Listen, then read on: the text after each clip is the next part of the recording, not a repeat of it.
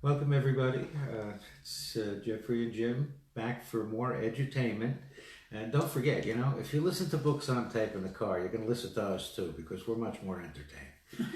Okay, so today we're going to be talking about how do two people from completely different backgrounds end up being able to talk about their the differences in their approach to these same things. We come from mutually exclusive belief systems, right? We've been working together a quarter of a century, talking about realities, the genes, the memes, and other things that when become really excited when Jim and I started doing some of this reading about how the brain works, how the belief system, the things that we believe are actually biological versus just I believe kind of stuff. And we focus on understanding about our belief systems. That's how this started. Back when we started, the things that we talk about today, which are the genes and the memes and realities, those things hadn't even been discovered. So we couldn't have talked about them because people didn't know about them. We started out talking about BS, belief systems, and how, of course, like you said, ours are kind of they don't mix together real well. And normally you would not find somebody from New Jersey, and somebody from Cleveland, Texas, where would these two people encounter one another? We don't really run in the same circles, and coming from two different backgrounds, two different cultures, two different belief systems. So how are we able to work together, and find that common ground, which is missing today? The whole thing started though with I'd been studying and doing research on the Jewish Jesus for about 6 years before we met, and I'd been working with a lot of Christian scholars and learning about what Jewish people think, and so it hit me one day based on my linguistic guideline I'd created that I'd been talking to everybody in the world about the Jewish Jesus except Jews. And I had a profound, moment there. I didn't know any. I didn't know any Jewish people. So I thought I should really find some Jewish people and talk to them and see what they thought. Because I was telling people, here's what Jews believe about this and that. And my wife had gone to work for a Jewish organization in Dallas. And I asked her one time, do you have any suggestions about where I could meet some Jewish people? And she suggested the Jewish Community Center. And I went down and signed up for some courses. And guess who was teaching one? That's right. You. And I couldn't figure out what he was or where he was coming from, until it hit me that he was coming from he was looking for this Jewish Jesus.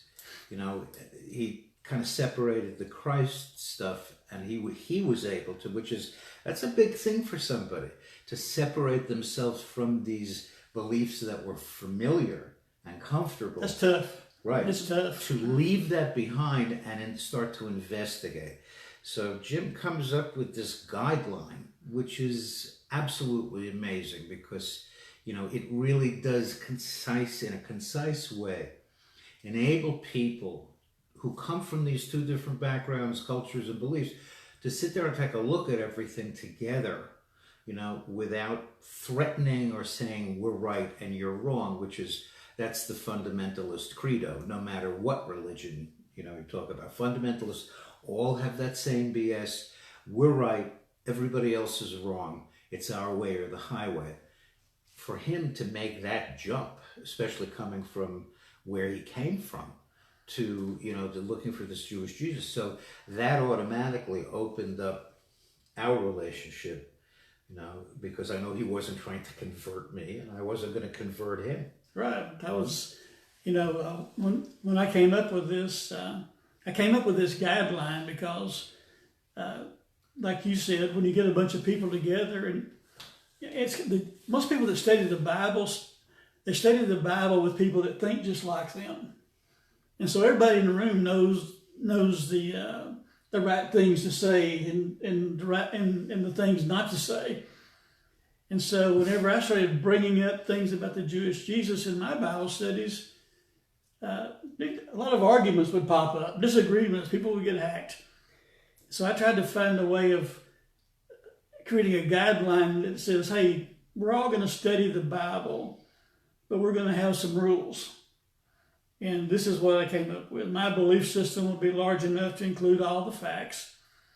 It will be open enough to be examined and questioned. And it will be flexible enough to change if errors or new facts are discovered. That's super important. And so when we met, I've been using that guideline for 3 or 4 years before we met. But whenever we first started, I asked Jeffrey if he would follow that guideline so that I knew we were going to have some head-ons down the road. So whenever it happened, we would go to this and it would keep us, it's kind of like an automatic pilot thing. It keeps you on track. Because you can get out of the box real quick in religion, as you know. Second guideline I came up with was about the linguistic approach to the text. And it's a word or phrase consists of symbols or sounds with an attached bundle of associations. And those associations are a product of the sources. That means the person writing the words or speaking them. The source is culture, time period, geographical location, and personal experiences. That's why you can't you're listening to these modern preachers, they're taking stuff completely out of context to put forward to make their point in 2018. You know, I must say, coming from the Jewish Theological Seminary, I was primed for this because, and doing archaeology and stuff. Well, I think I told you, where the tradition says that, the priest walked around Jericho stomping and blowing the shofar and everything, and the walls came down. The archaeology says that Jericho wasn't even a walled village when the Israelites came in. So what do you do with that? It's like it's already priming you. Okay, it says this over here in the Torah, but the reality is that. Yeah, and the amazing thing about the guideline that we didn't know back then was that by using these guidelines, we were creating transparency in our relationship. We were giving each other permission to question and examine each other's belief systems. And in our world, that is unheard of. Because the last thing most people want to do in a politically correct world is do not disturb anything. Do not ask anybody anything that'll make them feel bad or make them feel uneasy. Never discuss religion and politics, this kind of thing. And of course, politics determines the distribution of wealth and power. And religion makes us kill each other. Yeah, and so, who would not want us discussing those things? I would say it's the people in power of the wealth. That's right. And controlling those institutions, right? Yeah, that's why. But that's another tape. Well, that's why we don't. I don't pray for the priests to come back and be the official interpreters of the text, because I'd be out of a job. Yeah. And that's an interesting thing. Whenever I was studying the Jewish Jesus and talking to Jeffrey about it, both of our modern religions came out of the same place.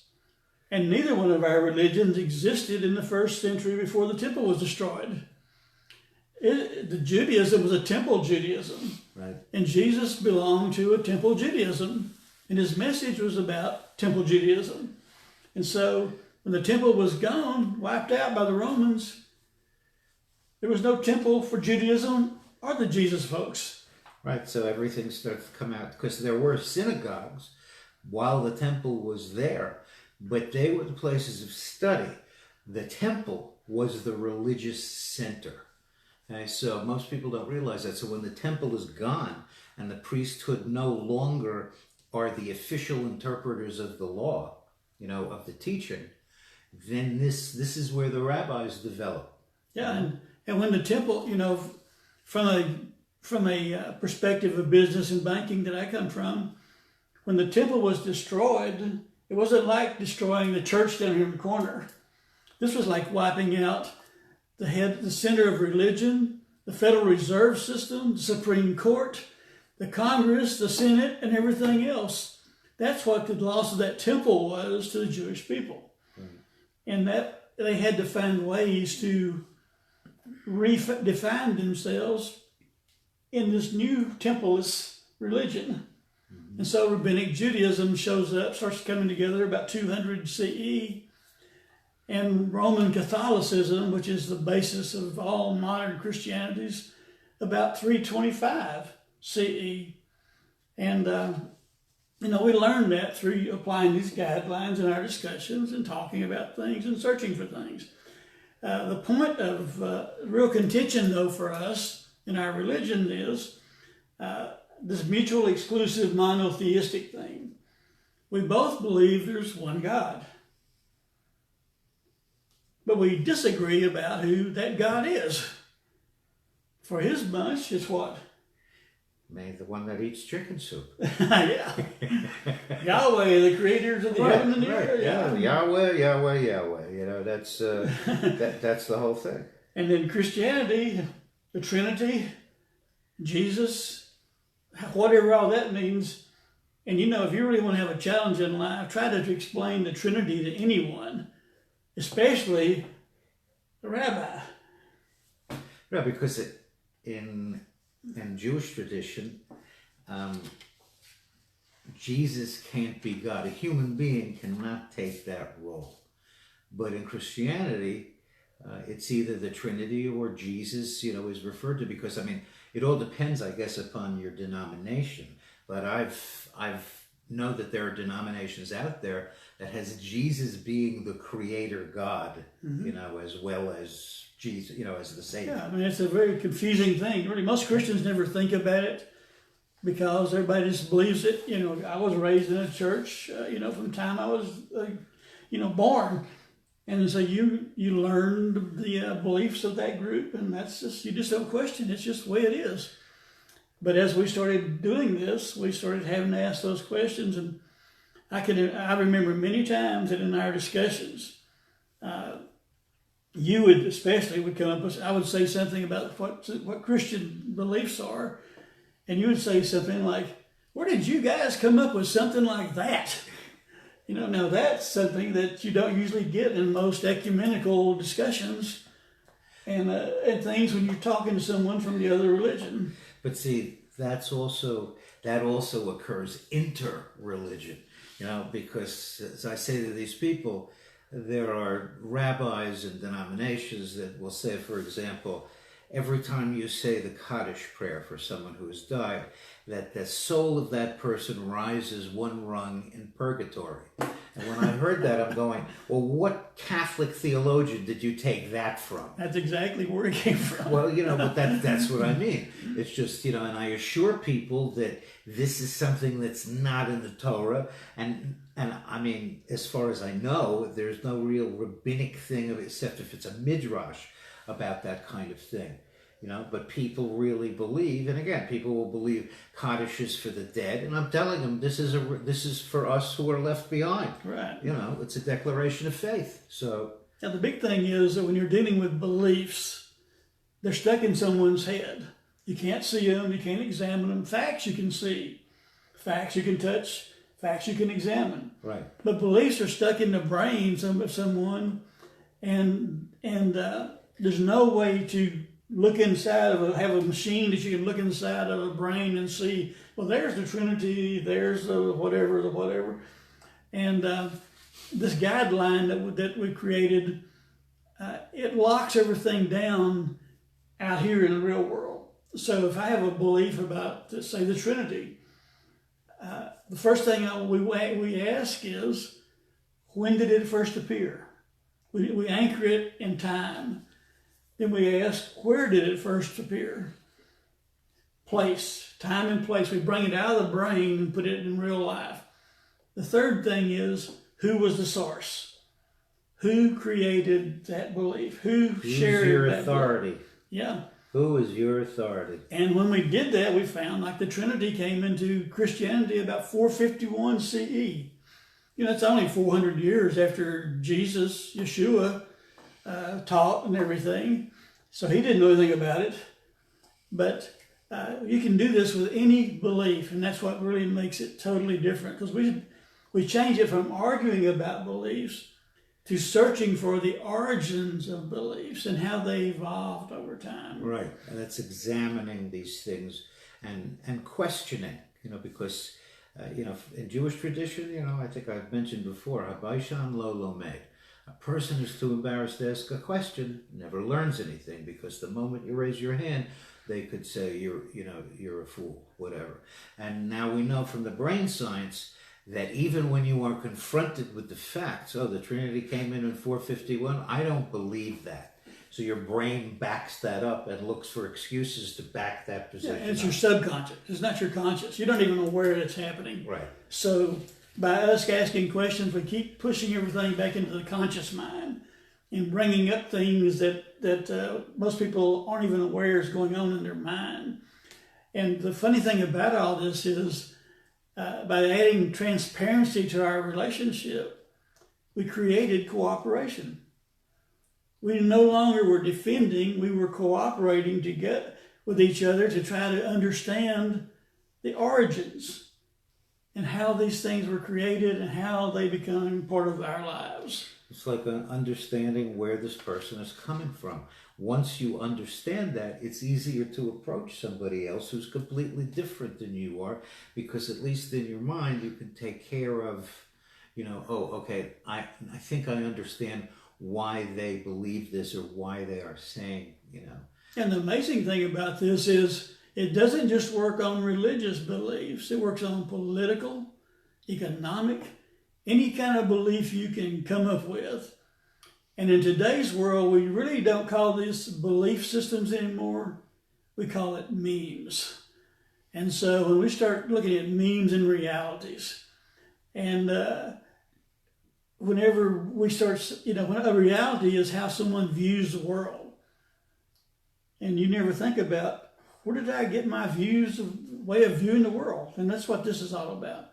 The point of all this is, though, that in today's world, we need cooperation.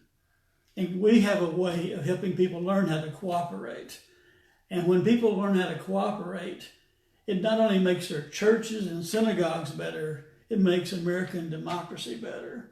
And we've got to learn how to do it, because democracy can't work without transparency and cooperation. Right. So anyway, it changed my whole way of reading the Bible.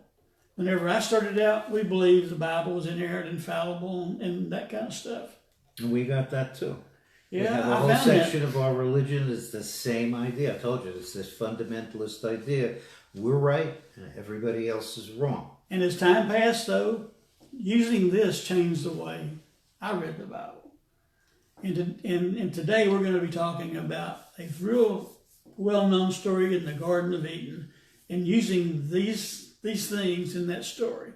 So we're going to take a break for a little bit, and we'll be right back and talking about a garden in a place called Eden.